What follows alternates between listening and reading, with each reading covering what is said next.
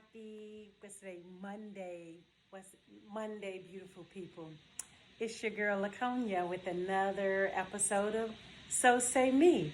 So the social media is tagging it the slap that's heard around the world as it relates to the Oscars fiasco, embarrassment, heartache, shame, and just outright tragedy, where Will Smith appeared to be offended by Chris Rock's comments, G.I.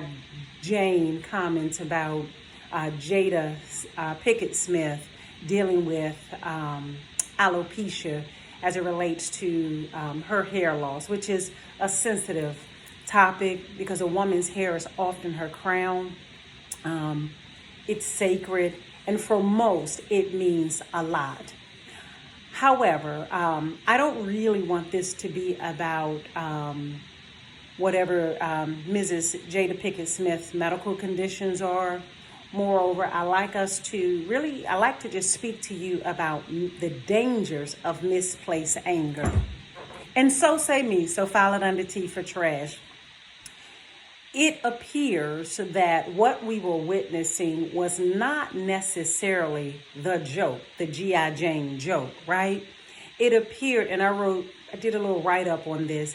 It appeared that Will had reached the end of his rope, or it was the straw that broke his back, right? And so oftentimes, and I want us to really think about this, oftentimes we're unaware of our pileups from our past, right? And so when we are unaware of the past pain, the resentment, the anger, the hostility, all of the things that we harbor as a result of our own hurt, our own embarrassment, our own inadequacies, our own history of trauma and abuse, and those things do not get addressed, so we pile them up from the past, and then we have an explosion, right?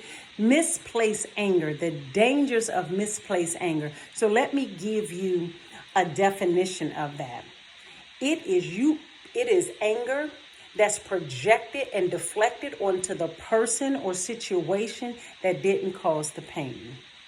All of the rage, all of the expression, all of the hostility and anger, all of it that you are feeling or have felt about a situation toward a certain person at whatever particular time in your life, but it didn't get addressed, nor did you have an opportunity, or did you choose the opportunity to express it.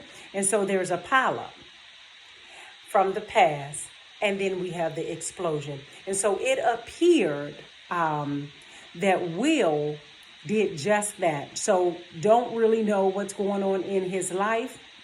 His new release, his book, certainly shared some insight about his volatile childhood with his father's own history of dealing with expressing his anger, displaced anger as it related, and he deflected that and projected that onto his loved ones. Don't know the story behind what was driving or at the root cause of his father's anger, whereby he expressed it in a volatile and violent manner. And here it is, Will is literally expressing his anger in a like manner. And so I will caution each of us to be careful, so say me, be careful not to become the very thing that you despise. So there's danger to the displaced anger or the misplaced anger, because now what you accidentally and unfortunately do when you displace your anger on someone who didn't cut you, they're not the cause of your pain. They didn't dig the ditch that you find yourself in emotionally. You inadvertently create a victim. Right now we have a new victim, which perpetuates the cycle that initially hurt you. Someone likely displaced or misplaced their anger and projected it and deflected it on you. Then you held that in until you found a place that you thought was safer, right? Oftentimes when we do choose to overexpress, like in this instance, it really is our most safe emotional space, because when we choose to, and most of us don't, choose to direct our anger appropriately toward our abuser, toward our attacker, toward the situation that warrants that level of response, oftentimes we don't feel safe.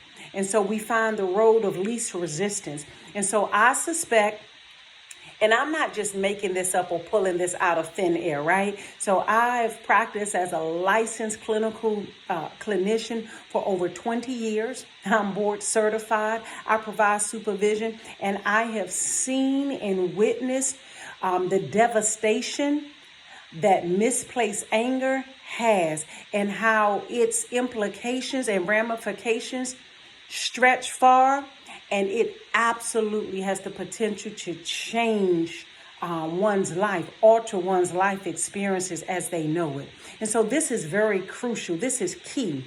So what we witnessed was a nonviolent act, meaning telling jokes, be met with a violent act.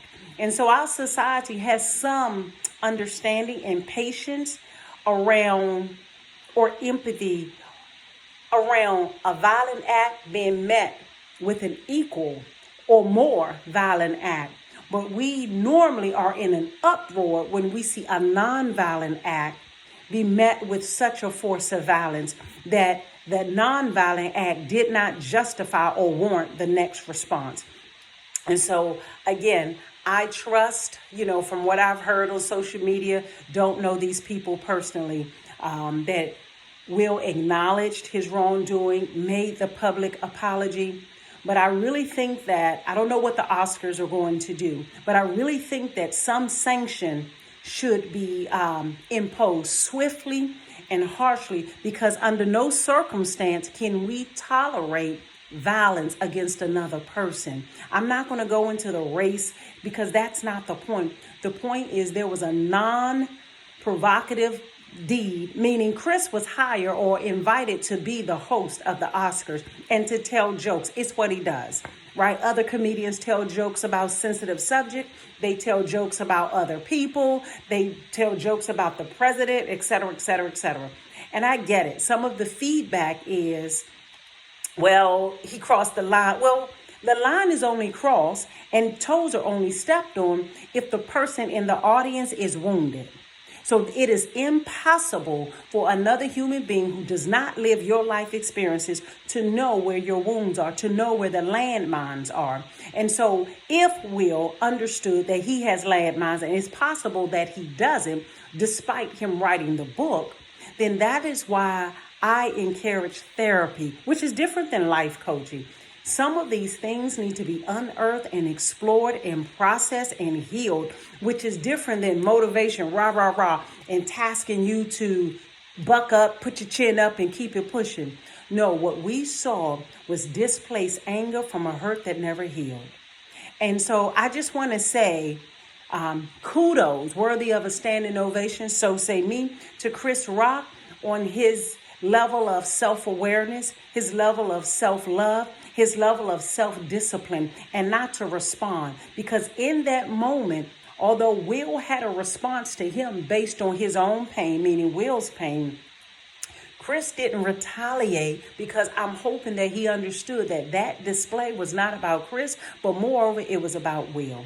And so, beautiful people, be mindful of your past patterns. Be mindful of your past pain, that if you haven't healed it, then what will be the straw that breaks your back, right? Where you displace your anger. There's so much danger in that. People have been shot.